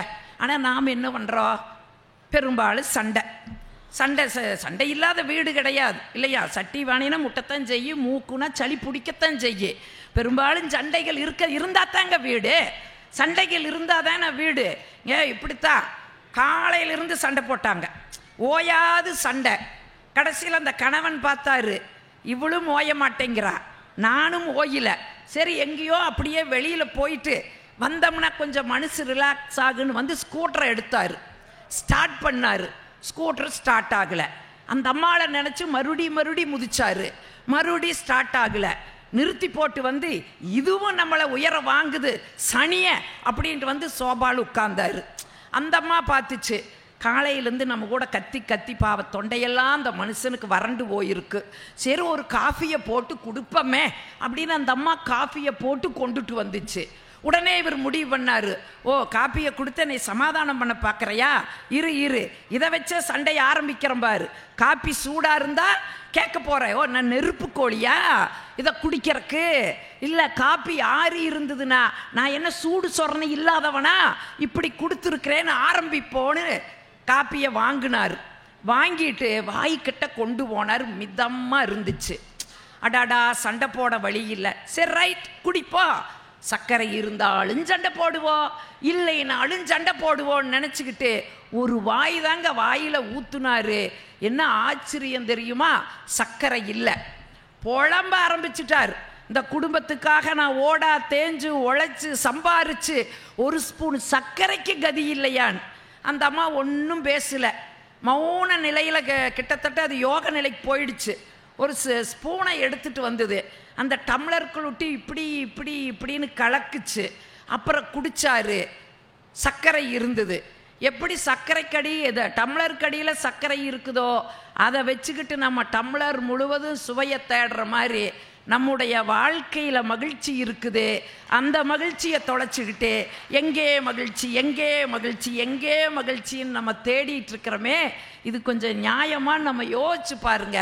கொஞ்சம் உட்கார்ந்து நீங்க சிந்திச்சு பாருங்க, எங்க வாழ்க்கையினுடைய அந்த நிறைவு எங்கெங்க இருக்குது. 15 வருஷம் கல்யாணமான தம்பதி, சண்டை சச்சரவு ஒன்றும் கிடையாது. கோபிநாத் சொன்ன மாதிரி பேரம் பேத்தி கொள்ளு பேரம் கொள்ளு பேத்தி எல்லாம் எடுத்துட்டு அப்புறம் பிரச்சனையை பேசுகிற மாதிரி எந்த சண்டையும் கிடையாது. எல்லாரும் பேட்டி எடுக்கிறாங்க. ஏங்க உங்களுக்குள்ள சண்டை இல்லைங்க, சான்ஸே இல்லைங்க, எப்படிங்க சண்டை வராமல் இருக்கு? அது கணவன் பேசி மனைவி பேசாமல் இருப்பாங்களான்னு? பேச மாட்டாளுங்க. சும்மா சொல்லுங்க, எப்பாச்சும் ஒரு தடவையாவது சண்டை வந்துருக்குன்னு. இல்லைங்க சண்டை இல்லைங்க. எப்படிங்க சண்டை வராமல் இருக்கு? எப்படிங்க அவ பேசுவா? அவ தான் ஊமைங்களாச்சுட்டான். அவ ஊமை, பிரச்சனை இல்லாமல் போகுது. எல்லாரும் கேட்ட பிறகு அவனுக்கு ஒரு ஆசை, இவளும் என்னமோ சொல்லணும்னு ஆசைப்படுறா. சரி எதுக்கு டாக்டர்கிட்ட கூட்டிகிட்டு போவோம், போய் பரிசோதனை பண்ணுவோம், பேச முடிஞ்சுன்னா அவளை பேச வைக்கவர். டாக்டர்கிட்ட கூட்டிகிட்டு வந்தா, டாக்டர் என் மனைவி என்னமோ சொல்லணும்னு ஆசைப்படுறா, நீங்கள் எதுக்கு ஒரு பரிசோதனை பண்ணி பாருங்க டாக்டர். அவர் எல்லா பரிசோதனையும் பண்ணார். பண்ணிட்டு சொன்னார், ஒன்றும் பிரச்சனை இல்லை, எக்ஸ்ட்ரா சதை வளர்ந்துருக்குது, ஆப்ரேஷன் பண்ணால் உன் மனைவி கலகலன்னு பேசுவான்னு சொன்னார். 6 லட்சம் ஆகுனாரு. 3 வட்டிக்கு வாங்கினா 6 லட்சத்தை கட்டுனா ஆப்ரேஷன் சக்சஸ். அவன் வந்து கேட்டா, டாக்டர் என் மனைவி போ 8ஆம் நம்பர் ரூமில் எகிரி பேசிக்கிட்டு இருக்கிறா, போய் பாருனா. போனா, கதவை திறந்தா, கணவனை பார்த்தா, 15 வருஷம் பேசாததை 10 நிமிஷத்தில் பேசி முடிச்சா. வாழ்க்கையில் உன்னை கட்டி நான் என்ன சுகத்தை கண்ட, நகையுண்டா நட்டுண்டா, இருந்திருந்து பெத்தவங்க என்னை கொண்டு வந்து பாலுங்கணத்தில் தள்ளி, ஐயோ நான் ஆட்டுக்கல்லாக இருந்தா ஊரே ஆட்டி இருக்குமே, அம்மியாக இருந்தா ஊரே அரைச்சிருக்குமே, அத்தனையும் போச்சே அப்படின்னு பேசுனா. கதவடைச்சா, திரும்பி வந்தா, டாக்டர்கிட்ட சொன்னா, டாக்டர் 6 வட்டிக்கு வேணாலும் வாங்கி கட்டுறேன் டாக்டர், அவளை மறுபடியும் ஊமையாக்குங்க டாக்டர்னா. இப்போ டாக்டருக்கு கோபம் வந்துச்சு. ஏண்டா வேணும்னா திறக்கிறதுக்கு வேண்டானா அடைக்கிறதுக்கு இது என்ன வாய்க்கா வரப்பாடா? ஒன்று செய்ய 50,000 கட்டுறா, உன்னை நான் ஜெவிடாக்கிடுறேன்னாரு. சரி இதுலேருந்து நீ என்னதான் சொல்ல வர்ற அப்படின்னு நீங்கள் கேட்கலாம். வீட்டில் ஒரு சிக்கல் வந்துச்சுன்னா வாயிருந்தும் ஊமைகளாய் காதிருந்தும் செவிடர்களாக இருந்து பாருங்க. கணவன் பேசும்போது மனைவி ஊமையும் ஜெவிடா இருங்க. மனைவி பேசும்போது பேசுமா நீ பாட்டுக்கு பேசமான்னு காதில் பஞ்ச வச்சுக்கிட்டு காது கேட்காதவராகவும் ஊமையுமா நடிச்சு பாருங்க. வாழ்க்கையில் எவ்வளோ பெரிய வெற்றி காத்து இருக்குது இல்லைங்களா? இன்னும் புரிகிற மாதிரி ஒரே வார்த்தையில் சொல்கிறேன். கோயிலுக்கு போகிறீங்களா, ஓம் ஓம்னு சொல்லுங்க. வீட்டுக்கு வர்றீங்களா, ஆம்னு சொல்லுங்க. அத்தனை சிக்கலுக்கும் தீர்வு இருக்குதே. இந்த தீர்வு கிடைக்காம நம்ம எங்கே போகிறோம்? மனநல மருத்துவர்கிட்ட போகிறோம். இங்கே ஒரு காலகட்டங்கள் எல்லாம் கல்யாணத்துக்கு வீட்டில் இருக்கிற பெரியவங்க புத்திமதி சொல்லுவாங்க. இன்னைக்கு திருமணத்திற்கு முன்பு மனநல மருத்துவர்கிட்ட மணமகனையும் மணமகளையும் கூட்டிகிட்டு போய் அவங்க திருமண வாழ்க்கைனா என்ன அப்படிங்கிற ஆலோசனையை தந்து அப்புறம் திருமணம் பண்ணுற ஒரு சூழலுக்குள்ளே நம்ம மாறி இருக்கிறோமே. யோசிச்சு பாருங்க. சரி அப்படித்தான் பேசினாலும் அந்த திருமண வாழ்க்கையில் இன்னைக்கு ஒரு கணக்கெடுப்பு சொல்லுது. அன்னைக்கெல்லாம் புரிஞ்சுக்கிட்டு வாழ்ந்தோம். இன்னைக்கெல்லாம் 65% நீதிமன்றத்தில், குடும்ப நீதிமன்றத்தில் விவாகரத்து கேட்டு வழக்கு இருக்குதுன்னா அதுக்கு என்ன காரணம்னு ஒரு இதை யோசிச்சு பாருங்க. ஒண்ணுங்க, அன்னைக்கு சண்டை வந்ததுன்னா இப்போ அந்த காலமெல்லாம் எனக்கு நினைவு வருது. வீட்டில் ஒரு பிரச்சனையா, ஒரு அடி விட்டுட்டாரா, அப்பனுக்கு கடிதம் எழுதுவோம். இந்த இணையம் வாட்ஸ்அப்பெல்லாம் இன்னைக்கு கிடையாது. ஒரு கடிதத்தை போடுவோம். அந்த கடிதம் எங்கள் அப்பன் கையில் போய் கிடைக்கல 1 வாரமாகு. அதை வாங்கி பார்த்து எங்கள் அப்பன் குதின்னு குதிப்பா. பாரு என்ன தைரியம் இருந்தால் அம்மனியை அடிச்சிருப்பானவ. டே அங்காளி வங்காளி எல்லாம் வாங்கடா, அண்ணன் தம்பி அத்தனை பேரையும் கூப்பிட்டு ஆடு அடித்து கோழி அடித்து குழம்பு வச்சு அவங்கள எல்லாம் சாப்பிட வச்சு வாங்கடான்னு கூப்பிட்டு வரையில இன்னொரு வாரம் ஆயிரு. 15 நாள் ஆயிருக்கிட்டத்தட்ட. அவங்க எங்கள் வீட்டுக்கு வந்து சேரும்போது அடுத்த பிள்ளை தயாராகி உட்காந்துருப்போம். இருந்துச்சுங்களா இல்லையா? பொய்யா உண்மையா? இருந்த மண்ணு தானுங்க இந்த மண்ணு. அப்படித்தாங்க வாழ்ந்தோம். உடனே இங்கே வருவாங்க, சந்தோஷமாக இருக்கிறத பார்த்துட்டு அட ஏதோ மாப்பிள்ளை கையை ஓங்கிக்கிறாரு, அம்மணி கழுத்தில் வட்டுடுது, அம்மணி இதுக்கு போய் ஒரு கடிதத்தை போட்டுக்கிட்டு சரி சரி சரின்னு இங்கேயும் கோழி அடிச்சு இங்கேயும் மாடு அடிச்சு இங்கேயும் சாப்பிட்டு எங்கள் வங்காளி மக்கள் எல்லாம் ஊர் போய் சேர்ந்தாங்களா இல்லைங்களா? சிக்கல் இருந்துதா? குடும்பத்தில் சிக்கல் இருந்துதா? இன்னைக்கு பேச முடியுமா? கேட்க வாட்ஸ்அப் ஆன் பண்ணுறா, பேசு மவளை பேசு. பேசாதக்கு முடிய வீடியோ எடுத்து அனுப்பிடுறா. ஏதாவது சொல்றதுக்கு முன்னாடி வெளியில் வந்துடுறா. வா வா அடி உத குத்து, இதை வீடியோ எடுத்து போட்டுடுறாங்க. ஒன்றுமே நடந்திருக்காதுங்க. ஒன்றுமே வாயில் ஒரு வார்த்தை தான் சொல்லியிருப்போம். வெளியில் வந்து முடிய அவுத்து போட்டு வா அடி உத குத்து, அதை மட்டும் அங்கே போகு. ஓ அடிச்சு போட்டாங்கடா. எவ்வளவு பெரிய சிக்கலுக்குள்ள நம்ம போயிருக்கிற. இதுக்கு என்ன காரணம் தெரியுங்களா? அன்னைக்கெல்லாம் என்ன பிரச்சனையா இருந்தாலும் கணவன் மனைவிக்குள்ளேயே பேசி தீர்த்துட்டாங்க. ஆனால் ஏன் இன்னைக்கு இந்த சூழல் வந்திருக்குதுன்னா, இங்கே 10 வருஷம் குழந்தை பாக்கியம் இல்லை ஒரு தம்பதிக்கு. 10 வருஷம் கழிச்சு அவள் பலாச்சோள மாதிரி ஒரு ஆம்பளை பையனை பெற்றுட்டா. பேர் வைக்கிறதுல சிக்கல் வந்துடுச்சு. என்ன பேர் வைக்கிறது? அந்த அம்மா சொல்லுது எங்க அப்பன் பேர் சிவசாமி வரணுங்குது. அவர் சொல்றாரு எங்க அப்பா கிருஷ்ணசாமி வரணுங்கிறாரு. 3 மாசம் 2 பேர் பேரே வைக்கல. தினம் சண்டை. பக்கத்து வீட்டுக்காரர் பார்த்தாராட, என்னடா எப்ப பாரு சண்டை, சரி நம்மளாவது போய் நாட்டாம செய்யலான்னு வந்து என்ன பிரச்சனைன்னு கேட்டார். 2 பேரும் சொன்னாங்க. அந்த அம்மா சொல்லுது எங்க அப்பா பேர் சிவசாமி வரணுங்க. அவர் சொல்றாரு எங்க அப்பா கிருஷ்ணசாமி அந்த பேர் வரணும்னு. உடனே இவர் பார்த்தாரு நாட்டாம, ஓ உங்க அப்பா 2 அப்பம் பேரும் வரணும் அவ்வளோதானே, நான் ஒரு பேர் சொல்லுட்டானாரு. சொல்லுங்கண்ணா சிவராம கிருஷ்ணன் பேர் வைங்கன்ட்டாரு. 2 பேருக்கு ஒரு சந்தோஷம். இப்படி இத்தனை நாள் நம்மளுக்கு தெரியாமல் இருந்தது. சரி சிவராம கிருஷ்ணன் முடிவு பண்ணிட்டாங்க. உறம்பறைகளை எல்லாம் கூப்பிட்டு விட்டுட்டாங்க. வெடிஞ்சா பேர் வைக்கணும். 2 பேரும் பேசிக்கிறாங்க.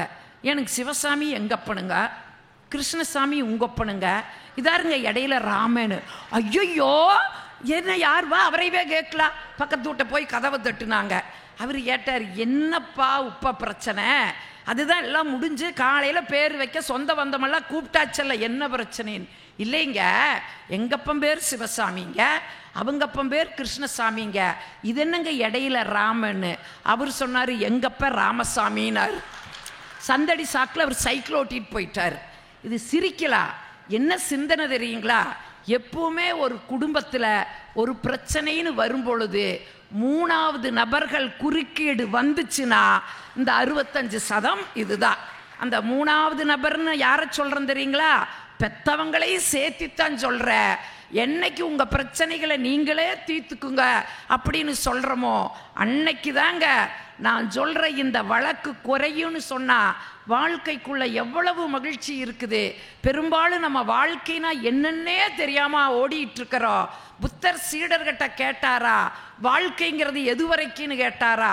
சீடர்களை ஒருத்தன் சொன்னா 80 ஆண்டு நானா இல்லைனாரா, இன்னொருத்த 70 ஆண்டு நானா இல்லைனாரா, 60 ஆண்டு நான் ஒருத்த இல்லைனா, ஒருத்த 50 இல்லைனா, ஒரு 50 ஆண்டும் கூட ஒரு மனுஷன் வாழ மாட்டாரா குருவேன்னு கேட்டா அப்ப புத்தர் சொன்னாரு ஒரு கணப்பொழுதுதான் வாழ்க்கைனாரு. உள்ள போய் வெளியே வர்ற காற்று நின்னுச்சுன்னா நம்முடைய வாழ்க்கை முடிஞ்சிடுது.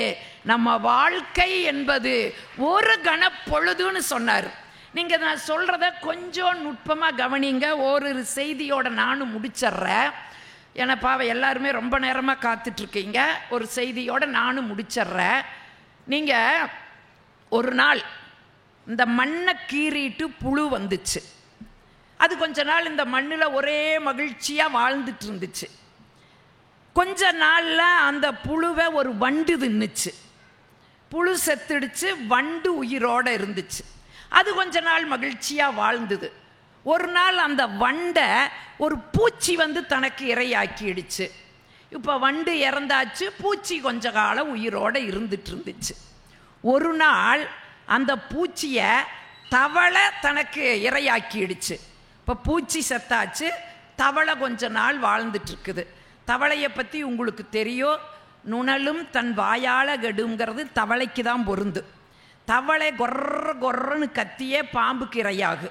ஒரு நாள் அப்படியே வயிறு நிறைஞ்ச மகிழ்ச்சியில் கொர்ற கொர்ற கொர்றன்னு கத்துச்சு. பாம்பு வந்துச்சு, ஈஸியாக தவளையை பிடிச்சிது, இரையாக்கிடுச்சு. இப்போ தவளை செத்துடுது. பாம்பு கொஞ்ச நாள் அப்படியே மகிழ்ச்சியாக வாழ்ந்துட்டு இருந்தது. ஒரு நாள் அப்படியே உயரமான இடத்துல கழுகு பறந்துச்சு. பறந்துட்டுருக்கிற கழுகு கீழே பார்த்துச்சு. அப்படியே பாம்பு நெளிஞ்சிக்கிட்டு இருந்தது. அது கழுகோட கண்ணுக்கு ஒரு நூடுல்ஸ் மாதிரி தெரிஞ்சிருக்குது. நேராக கீழே வந்துச்சு, பாம்பை கொத்துச்சு. பாம்பு செத்துது. கழுகு கொஞ்ச நாள் வாழ்ந்தது. ஒரு நாள் ஒரு வேடுவன் வந்து வேட்டையாடுறக்கு போனான். அந்த கழுகை வேட்டையாடிட்டான். வேட்டையாடிட்டு கொண்டு வந்து மனைவி கையில் கொடுத்தா. இந்தா இதை கழுகு 65 செஞ்சு வை அப்படின்னு கொண்டு வந்து மனைவி கிட்ட கொடுத்தா. மனைவியும் அதை வாங்கி கழுகு 65 செஞ்சு வச்சா. அதை வேடம் தின்னா. அவன் கொஞ்ச நாள் மகிழ்ச்சியாக வாழ்ந்தா. ஒரு காலத்தில் அவன் இறந்துட்டா. அவனை கொண்டு போய் மண்ணுக்குள்ளே புதைச்சாங்க. ஒரு நாள் அந்த மண்ணை கீறிக்கொண்டு புழு வந்தது என்று சொன்னால், புழுவிலே தொடங்கி புழுவிலேயே வாழுகிற வாழ்க்கை நம்முடைய வாழ்க்கை. ஆனால் நாம் என்ன நினச்சிக்கிட்டு இருக்கிறோம்? பல ஆண்டுகள் நம்ம வாழ போகிறோம், அதை சாதிக்க போகிறோம், இதை சாதிக்க போகிறோன்னு சொல்லி வாழ்க்கை நிலையானதுன்னு நினச்சிக்கிட்டு இருக்கிறோம். நிலையானது இல்லைங்க. நல்லவற்றை பிள்ளைகளுக்கு சொல்லுங்க. இன்னைக்கு இத்தனை பேர், கொஞ்சம் பேர் போயிட்டீங்க, போனாலும் பரவாயில்ல, தப்பு இல்லை. இருந்து கேட்குற தங்கங்களுக்கு நான் உன்னை பதிவு செஞ்சிட்றேன். இந்த 10 நாள் நடக்கிற இந்த நிகழ்வுக்கு நீங்கள் வர்றீங்கன்னு சொன்னால், இங்கு பேசுகிறதெல்லாம் கேட்கும்போது 10 புத்தகங்களை படித்ததற்கு சமம். அந்த அறிவை 10 நாளில் நீங்கள் உங்களுக்குள்ள சுமந்துட்டு போகிறீங்க. அதைத்தாங்க புத்தகங்கள் தரும். இறையன்பு சொல்லுவார், பழைய புத்தகம் தானேன்னு தூக்கி வீசாதீங்க, அதுக்குள்ளே உங்களுடைய வாழ்க்கையை மாற்றி போடுகின்ற வைர வரிகள் இருந்தாலும் இருக்குன்னு சொல்லுவாங்க. அந்த புத்தகத்துக்குள்ள அவ்வளவு ஒரு ஆற்றல் இருக்குது. நீங்கள் இவ்வளவு நாள் இங்கே வந்திருக்கிறீங்க, கேட்டிருக்கிறீங்க. பிள்ளைகளோடு இதையை நீங்கள்லாம் பகிர்ந்துக்குங்க, அவங்கக்கிட்ட பேசுங்க, சொல்லுங்க. புத்தகத்துக்கு மட்டும் நம்ம டாக்டர் முத்தமிழறிஞர் கலைஞர் தான் சொல்லுவார், வெறும் காகிதத்தை சுருட்டி கந்தகத்தை வைத்தால் மட்டும் வெடிக்காது, வார்த்தைகளை சுருக்கி வரிகளுக்குள் வைத்தாலும் அது புரட்சி செய்யும்னு சொல்லி நம்முடைய முத்தமிழறிஞர் டாக்டர் கலைஞர் சொல்லியிருக்காருன்னா, அந்த புத்தகங்களை வாசியுங்கள். புத்தகங்கள் தான் நம்முடைய வாழ்க்கையை புரட்டி போடுகின்ற ஒரு மிக மகத்தான நூல் என்று சொன்னால், முடிந்தவரை அந்த நூல்களை பகிர்ந்துக்குங்க. அப்படி பகிர முடியலையா, அவர் இப்படி சொல்கிற செய்தி. இப்போ நான் ஒரு நூலில் படித்த ஒரு கதையை சொல்லி முடிக்கிறேன். அந்த கதைக்கு பேர் அறை. காலையில் பரபரப்பாக ஒரு பேராண்டி, அப்பா தாத்தா எப்போ வருவார், அப்பா தாத்தா எப்போ வருவார், பரபரன்னு கேட்டுட்டே இருக்கிறா. சமையல் கட்டிலிருந்து அந்த அம்மா முணுமுணுக்குது. ஆமாம், பெரிய அதிசயம், தாத்தா வர்றதா வான்னு எதிர்பார்த்துட்டு அப்பனும் மகனும் ஆடுறாங்கன்னு அந்த அம்மா முனகிட்டே சமையல் வேலை செய்யுது. வந்துருவாரடா, ஏதோ இன்னைக்கு லேட் ஆகிடுது, உங்கள் சித்தப்பா கரெக்டாக கொண்டு வந்து விடுவான்டா, இன்னைக்கு என்னமோ லேட் ஆகிடுது, கொஞ்சம் இரடான்னு சொல்லிக்கிட்டே இருக்காரு. கொஞ்ச நேரத்தில் அப்பாவை கூப்பிட்டு, சித்தப்பா வர்றாரு, சாரிண்ணா கொஞ்சம் லேட் ஆயிடுச்சுன்னு. சரி பரவாயில்ல, இவந்தாண்டா தாத்தனை காண இவந்தாண்டா பரபரப்பா இருந்தா சொல்லிட்டு, சரி நான் அடுத்த மாதம் நானே கொண்டு வந்து விடுறேன்டா அப்படிம்பாரு. உடனே தம்பி சொல்லுவா, அண்ணா உனக்கு எதுக்குன்னா அந்த சிரமம், நானே வந்து அப்பாவை கூட்டிகிட்டு போயிடுறேண்ணா அப்படின்னு தம்பி கிளம்பி போயிடுவா. ஒரு மாதம் அந்த தாத்தாவோட பேரை ஒரே மகிழ்ச்சியாக இருப்பா. ஒரு மாதம் முடிஞ்சிரு. சித்தப்பா கரெக்டாக அடுத்த 1ஆம் தேதி வந்து நிற்பார். தாத்தாவை கூப்பிட்டு போவார். இந்த பேராண்டி அப்படியே சோகமாக நின்று அப்படியே தாத்தாவுக்கு கை காட்டுவா. தாத்தா போன பிறகு அவங்க அப்பா கிட்ட வந்து கேட்பா, அப்பா தாத்தா இங்கே ஒரு மாதம் அங்கே ஒரு மாதம் இருக்கிறாராப்பான்னு. ஆமாம் தங்கம், நாங்கள் 2 பேரும் ஒரு ஒப்பந்தம் பண்ணிட்டோம். ஏன்னா அது பாட்டி செத்த பிறகு தாத்தாவை யார் வச்சுக்கிறதுன்னு, அதனால் நீ ஒரு மாதம் வச்சுக்கோ, நான் ஒரு மாதம் வச்சுக்கிறதுன்னு எங்களுக்குள்ள ஒரு ஒப்பந்தம் போட்டங்கன்னு. அதனால தான் அங்கே ஒரு மாதம் இங்கே ஒரு மாதம் இருப்பாருன்னு. உடனே இந்த பையன் கேட்பா, ஏப்பா தாத்தா அங்கே ஒரு மாதம் இங்கே ஒரு மாதம் இருப்பார், தாத்தாவுக்கு 2 பையன் இருக்கிறாங்க, அதனால் ஒரு மாதம் இங்கே இன்னொரு மாதம் அங்கே. உனக்கு நான் ஒரே ஒரு பையன் தானப்பா, ஒரு மாதம் நான் வச்சுக்குவேன், இன்னொரு மாதம் உன்னை யாரப்பா வச்சுக்குவாங்கன்னு அந்த பையன் கேட்பா. இதுதாங்க கதை. உடனே அந்த வார்த்தை அவரோட கன்னத்தில் வந்து பலார்னு அரைஞ்ச மாதிரி இருக்கு. இப்போ இந்த செய்திகளையெல்லாம் நம்ம எங்கிருந்துங்க எடுக்கிறோம்? இந்த நூல்கள் இருந்து தான் நம்ம தேடிக்கிறது. மாதிரி எத்தனை ஜானகிராமன், அசோகமித்திரனோட கதைகள் எல்லாம் அவ்வளவு சிறப்பாக இருக்கோ. அதை இப்படி ஒன்று சொல்லி நான் முடிச்சிட்றேங்க. காண்டாமணின்னு ஒரு கதை, ஜானகிராமனுடைய காண்டாமணின்னு ஒரு கதை. அந்த கதை என்னன்னு பார்த்தீங்கன்னா, ஒரு உணவு விடுதி நடத்துவாங்க ஒரு தம்பதி. அந்த உணவு விடுதியில் எல்லாரும் வருவாங்க, சாப்பிடுவாங்க, போவாங்க.